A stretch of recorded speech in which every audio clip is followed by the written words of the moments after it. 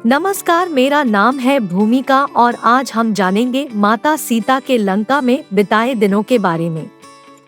रामायण में ऐसी बहुत सी रोचक कहानियां हैं जिनके बारे में हम सोचने के लिए मजबूर हो जाते हैं। ऐसी ही एक कथा यह है कि जब सीता जी को रावण चुरा कर लंका ले गया तब वहां उन्होंने अन्न जल का त्याग कर दिया। उन्होंने रावण के द्वारा दिए गए किसी भी चीज को खाने पीने से इनकार कर दिया था और इस तरह वे अपने प्राण त्याग देने का संकल्प ले चुकी थी।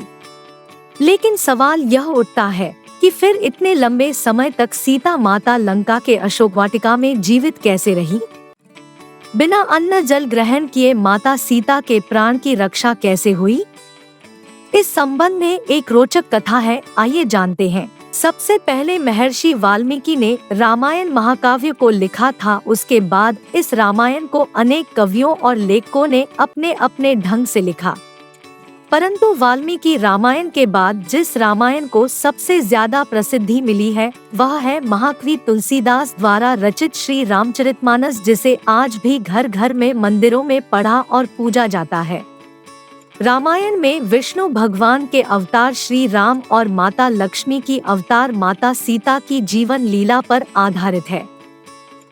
रामायण में यह विस्तार से वर्णन किया गया है कि श्री हरि विष्णु ने क्यों और कैसे इस धरती पर मनुष्य के रूप में जन्म लिया और कैसे दुष्ट दुराचारी रावण का नाश किया।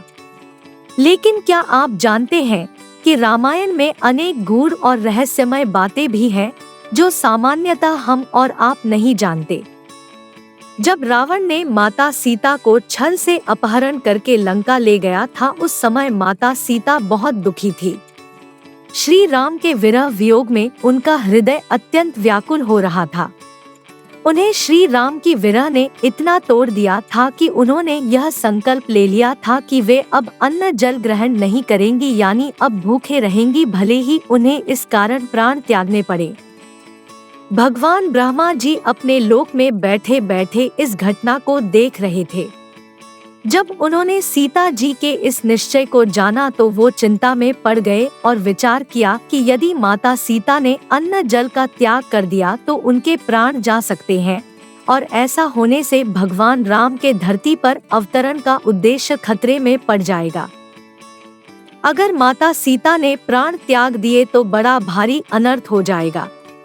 ऐसा सोचकर ब्रह्मा जी ने देवराज इंद्र को अपने पास बुलाकर उन्हें बताया कि हे इंद्र, नियति के अनुसार रावण ने माता सीता का अपहरण कर लिया है, जिसमें ही तीनों लोगों का हित और असुरों को नाश छुपा हुआ है।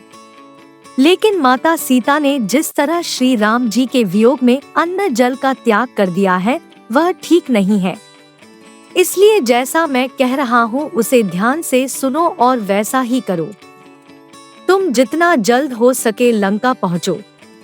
अपने साथ निद्रा देवी को भी साथ ले जाओ ताकि वे वहां पर पहरा देने वाले सभी राक्षस और राक्षसियों को निद्रा निमग्न कर दे।